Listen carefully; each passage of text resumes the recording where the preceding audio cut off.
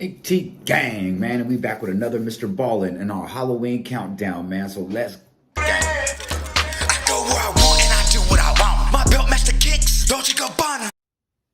AT gang, man, and we back again with our Halloween countdown with this Mr. Ballin, man. So, you know what I'm saying? I'm not gonna waste too much time, man, because we got Halloween coming in tomorrow. You know what I'm saying? I'm rocking out with y'all. I'm doing a little scary thing with y'all real quick, and we just gonna get straight into it. Got little Halloween decorations with the kidders, you know what I'm saying? Let's go though. Let me know what y'all doing.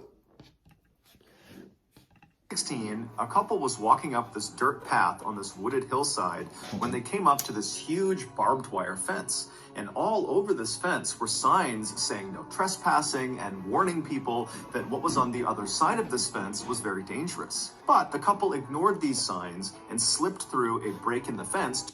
You ever notice that's how most of the stories always start? Like, people did the proper warning. They said they had the signs, they had the fence off, they even had electric fence barbed wire sometimes. They'd be like, but yeah, they found a crack in the, or a cut in the fence and they snuck right on by. You're like, and this, well, I mean, it's not, I mean, it's bad, but this is the reason why we have stories to watch though. So let's go.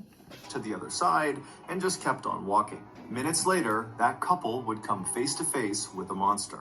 But before we get into that story, if you're a fan of the strange, dark, and mysterious which we are story format, then you've come to the right place because that's all we do, and we upload once a week. Let's go. So if that's of interest to you, please offer to do the like button's dishes, but be sure to leave all of the cups and bowls right side up inside of their dishwasher. Also, please subscribe to our channel and turn on all notifications so you don't miss any of our weekly uploads. Like, sometimes you have to think about it and you're like, what does that mean?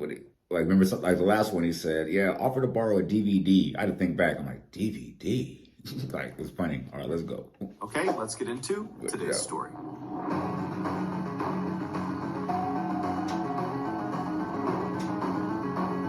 know, it's gonna be lit when the music come on, like Law and Order. Dun, dun. Pope Lick Monster. They coming up with some wild names, man.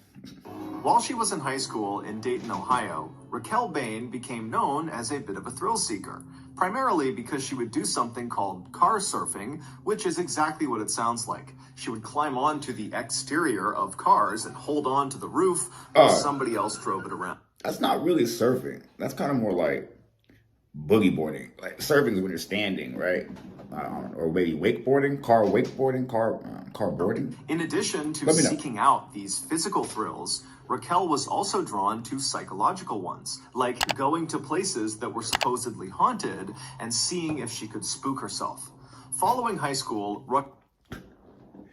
for y'all who are familiar with haunted houses, that's not how they work. You don't go there to see if you can spook yourself. Like, you go there and something else spooks you, but that's just my Raquel understanding. kind of calmed down and became less of the wild teenager she was known for being, and instead she really focused on building a life and a career for herself. Awesome. And so she would go to college and she would earn her degree in surgical technologies, and then by 2009 she was employed full-time as a surgical assistant in Dayton. Also around that time she had her first child, a son who she adored. But despite creating this life full of stereotypically adult, mature things like having a career and starting a family, She still wanted to skydive, I guarantee you.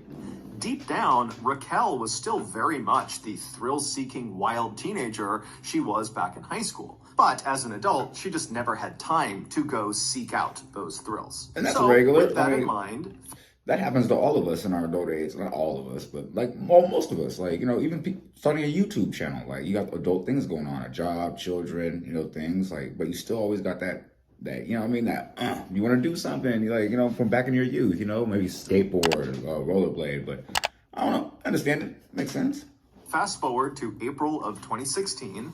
By this point, Raquel is 26 years old, and that month, a very rare weekend popped up where Raquel did not have to work and she didn't have any childcare responsibilities. Wow. And so wanting to take advantage of this free... Hey, as a parent, you have a day off and with no child, like, that is like leap year. That's like, you didn't even plan that. She didn't plan that. Time, Raquel asked her boyfriend, 41-year-old David Nee, if he would join her on a road trip that weekend to Louisville, Kentucky, where Raquel wanted to check out the infamously scary Waverly Hills Sanatorium.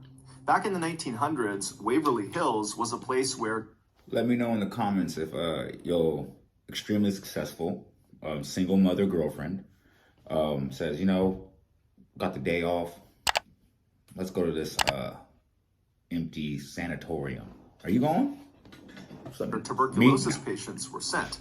Tuberculosis, Netflix or something, TB for short, is an infection of the lungs, and it can be deadly. Today, there's a cure for it, but back in the early 1900s, there wasn't. And so most of the people who went to Waverly Hills died there, and usually very slowly and painfully and in total isolation from their families, because in virtue of being sent to Waverly Hills, they were effectively being quarantined to stop the spread of the disease. Waverly Hills would eventually shut down permanently in 1961 because by that point the cure had been found, and after it shut down, the building basically just sat there. Nobody else came in and turned it into anything else. And so this building is... It's crazy. I didn't even know about this disease or this whole situation. Let me know in the comments if you guys heard about anything like this, because I got nothing. Basically abandoned, and lots of people began sneaking in to see what it was like in there, and a shocking number of these trespassers reported seeing ghosts inside. Today, the sanatorium is still very much in the same condition it was left in, but the Waverly Hills Historical Society has stepped in and made it very hard for people to sneak into the building. However, knowing people do want to go in and look around, how hard do they make the Historical Society has begun offering guided tours of the sanatorium, and these tours are given exclusively at night to increase the spooky effect. And so David, who had only been dating Raquel for a month when she asked him to come with her to the sanatorium, he was not really that keen on doing this. Hello. It did not really appeal to him. All right, we got a smart person in the equation. He wasn't that keen. All right. To go walking around this totally terrifying place. But he could tell it was important to Raquel. She was really excited about it. And so he agreed to go. A few days later, on the late afternoon of April 23rd, the new couple left Raquel's place, they climbed into the car, and they began driving south. 3 hours later, they arrived in Louisville, and they stopped to get dinner, and then after they were done eating, they looked at the time and realized it was only about 6:45 p.m., and the tour they had scheduled at the sanatorium was not until 10 p.m., so they had a few hours to kill. And before David could suggest anything... Sorry, I have not seen this at all. But in my head, you know, I like to try to guess the story and see, you know what I mean? In my head, I'm thinking, they said, oh, it doesn't start till 10? Let's just sneak in now and go and get a little extra for our bang for our buck.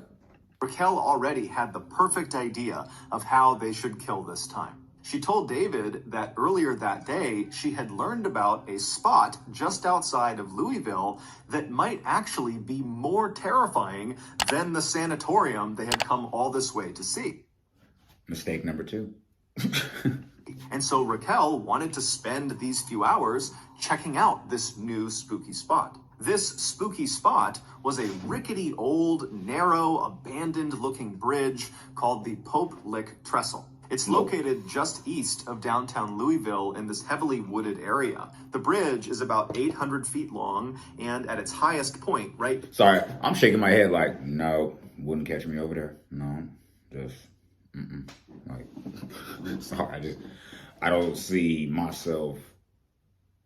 No. In the middle of the bridge, sorry, that relationship it's about 90 to 100 feet off the ground. And this bridge connects the it's only been a tops month? of 2 of the bigger rolling hills in the area. But the bridge's physical appearance has nothing to do with why it's considered so spooky.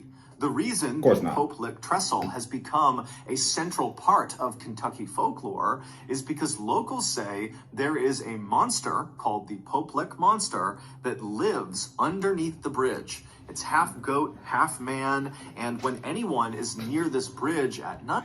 Hey, you ever notice during his recaps or his storytelling, he always comes up with the wildest pictures. Like, where you get these pictures from? Like, you know what I'm saying? Because that's really depicting what you talk about right now. This monster is supposed to come out computer-generated from image. bridge, Oh, that's pretty and good. then what happens next is very ambiguous. It kind of depends on who you're talking to, but generally speaking, once the Pope Lick monster has emerged and it sees you, you're dead. Now, how you die ranges from the monster leaping out and attacking you with an axe to the monster using some sort of mind control to lure you up onto the bridge where you leap off. David, after hearing this suggestion, was again not really that keen to go do this really Man, I'm trying to tell you, man, a woman has so much power that they don't even know it. Like, they've been dating for a month, and she convinced him to go where? terrifying sounding thing, but seeing the excitement in his girlfriend's face, he agreed to go. And so the two left the restaurant, they climbed back in the car, and they drove for about 15 or 20 minutes to the Pope Lick Trestle Bridge. The bridge actually passed over a relatively main road, and so the couple parked just off the side of this main road, and then once they were outside, they began looking for a pathway up this hillside to get up to the bridge. And very quickly, they found a well-worn dirt path that snaked up the side of this wooded hillside that looked very much like it would bring them up to the bridge. So they're not the first set of people that actually made this trek before. If they have a well-worn, beaten path, I mean, it's all right. So with Raquel in front and David behind her, they began walking up this dirt path. And as they're walking, they start to see signs that clearly say, no trespassing. But they ignore them. You would have got me with that one. So no trespassing. And the stories and man, look. And plus, I watch a lot. I watched a few of these before too. Because they're looking at this path thinking, okay, lots of people clearly come up here, so we've got to be okay. And so they keep on walking up this path, and they're getting closer and closer to the top of this hill where they think it's going to connect with this bridge. And right as they're getting close, they see there's this huge chain link fence, this 8-foot tall chain link fence with barbed wire across the top that extends in either direction out of view. And so the couple walks up to this fence, and there are more signs that say no trespassing, private property, and there are additional warning signs saying that what is on the other side of this fence is also just plain dangerous. So turn around and leave. I'm sorry, but that was 4 deterrents right there to let you know this ain't what you want. I'm just saying. That's crazy. Every fall, when the leaves start to turn colors and the weather starts to I like it when he does his little shorts and his in things like that, man. They're heck of funny, but for this situation, let's just go forward with it. Every year, when I see this phenomenon, get back to the story, man, you know. As Raquel and David are staring at all these signs and this fence, they see, not far from the path, somebody had clearly bent 2 of the fence posts and created a narrow gap in the fence that you could slip through. And so from David and Raquel's perspective, that looked like the way other trespassers must have found their way up to the bridge, and so it must... Or maybe it was a trap to lure you in, that somebody, like the monster, maybe would have opened it from that side and be like, yeah, make it look like that. I don't know. Me personally, I'm just more skeptic. Be safe. And so once again, the couple disregarded all the warnings. They made their way over to this gap in the fence. They both mistake number 4, and they kept on walking up the hill. Just a couple of minutes later, they reached this clearing, which was at the top of this hill. And once they were in this clearing, they were able to turn and they could actually see the bridge. It was only a couple hundred feet away from them. And it was totally intimidating. By this point, it's totally dark out. And from their perspective, all they see is this very narrow bridge that they... So did they just forget about the other appointment at the sanatorium? Because I'm pretty sure they're supposed to be over there a minute ago. Like, is 100 feet off the ground at certain points, and they can see there's no guardrails on either side of this bridge. It would have almost looked like a tightrope kind of extending off into the darkness. But even if the couple was really intimidated by the sight of this bridge and with all these warning signs before it, they were able to put their fear aside and just keep on going. And so with David now in the lead and Raquel behind... That's not a smart thing. That's mistake number 5. Like, they were able to put their fear aside and keep going. Like, no, that was a mistake. You're not supposed to do that.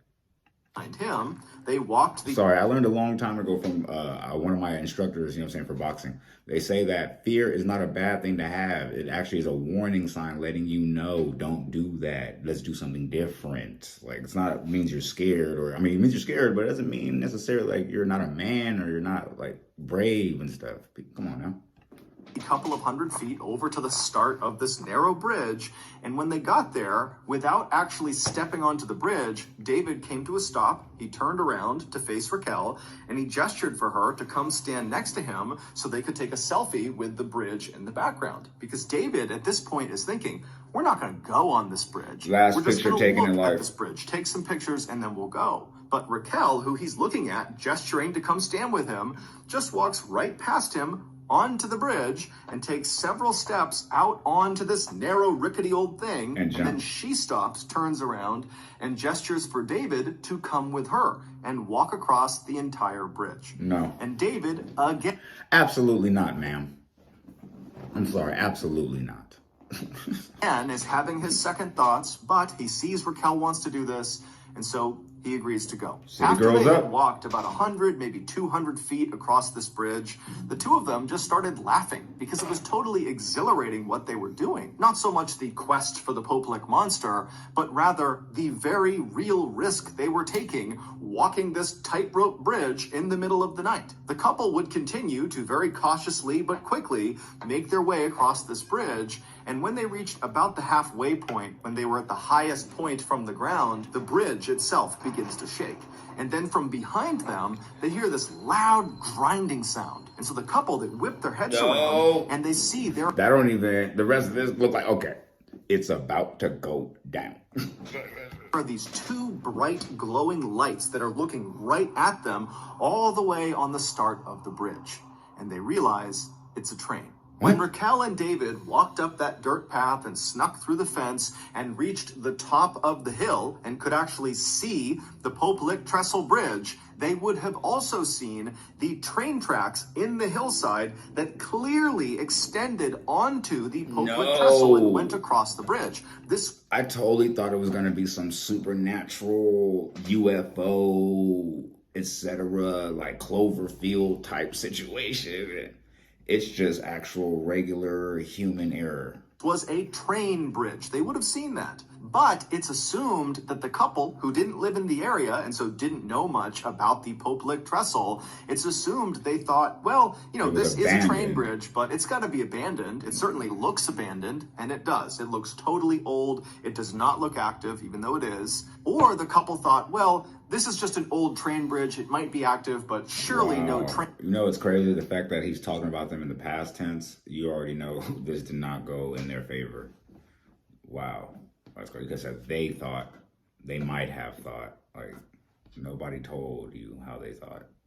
Train is going to come through anytime soon. Absolutely. We can get across the bridge before spooky. a train arrives. But, of course, they were wrong. When the couple turned around and saw these two headlights bearing down on them, they quickly realized they would not be able to outrun this train. The train's clearly trying to stop. It has seen them. It's hitting its brakes. It's sounding its horn, but it's just clearly moving too quickly. So they cannot run to the other side to safety. And because this bridge was meant for a single train to pass through, there was no other track they could just jump onto to avoid being hit. And there were no walkways on either side of this railway. And so literally all they had was the track. Like, I know this is not the actual picture of, I mean, maybe it is, but I'm not sure. But me personally, in my mind, I'm like, a train is right there. Me personally, I'm trying to, like, man, it's so small of a narrow. You got to try to find and get some momentum to try to jump and get to one of those trees, maybe. Like, you got to figure something out, because this is not an option. This track is over. That this train was going to cross over, and they were on it. And so with no other choices, David yells to Raquel that they have to climb down and hang off the side of this bridge. Now, there were these wooden slats that ran underneath the rails. They ran perpendicular to the rails. And these wooden slats kind of extended off the edge of the bridge on either side just a couple of inches. And so in theory, if you were holding onto the outside of one of these wooden slats and kind of dangling off the edge of the bridge, a train could cross those tracks and not run over your hands or fingers. In theory. Like, but the momentum of the train, the pressure on the tracks, like, man, that's like okay, imagine you hanging somewhere and someone stomping on your fingers or something like that. Imagine that times like a million. That's how it would feel when a train is going over and you gotta hang on the bottom. Not doable. You would just have to hold on that whole time as the train is rumbling through. And so David, he flops down onto his stomach and he's trying to lower himself as fast as he can as this train is getting closer and closer. And he's yelling for Raquel to do the same thing, but she's not really moving very quickly. And finally, David, he gets in position. He's hanging off the edge of this bridge on these wooden slats. And he sees Raquel. She's not quite there. And then the train comes flying through. It strikes Raquel and sends her flying off the bridge to the ground below. David... No, that's cold. Why did she not get on the good foot? I don't understand. She's a doctor. She should have followed his lead. Let me know in the comments why you think. That's weird. Do you think maybe she was under that mind control from the creature, maybe? Maybe it could be a double effect. You know what I'm saying? Who knows? Would somehow manage to hold on the whole time as this train went past him, and then once the train had passed him, he pulled himself back up and pulled himself back up. He ran the rest of the way across the bridge. He went down that hillside, and when he found Raquel, it was immediately apparent that she was deceased. In the end, the railroad was not issued any citations or sued for negligence. It was determined they did their due diligence by setting up that 8-foot-tall barbed wire fence with all those signs telling people to stay back and warning people about the hazards of going past this fence. And so it was actually David who got in trouble for this tragedy. It's trespassing. He was cited and charged with a felony of unlawfully disrupting and or delaying a train, causing financial damages. He would plead to a lesser charge of trespassing and would be fined $2,300. Well, okay. I guess that's pursuant to the law. Does anybody care about the woman who died? Like, I mean, I'm not saying he should be charged, but they're saying, wow, that's all they said about that? Shockingly, this tragedy is just one of many that have occurred on the Pope Lick Trestle Bridge. Since the bridge's construction in the 1800s, there have been dozens of people who have died on this bridge. Wow. And several of these deaths, many of them fairly recent, the last 20 or so years, have occurred under the same conditions as Raquel's. People went looking for the Pope Lick monster and then were struck by a train. Yeah, I'm gonna go ahead and cut it right there for a second and just say, me personally, I think maybe it might be a combination. Maybe that's the MO. Maybe he lures you in with the hypnosis, and then that's, instead of you jumping, that's how he gets you to jump with the train. Maybe it's a two-part situation, or manipulation, I should say. But all right, man, that's Ink Gang, man. Countdown to Halloween, man. So let me know what you think about this one. Mr. Ballin, he's back again, man. And we'll be back again with another one, man. Right on, man. See you again tomorrow.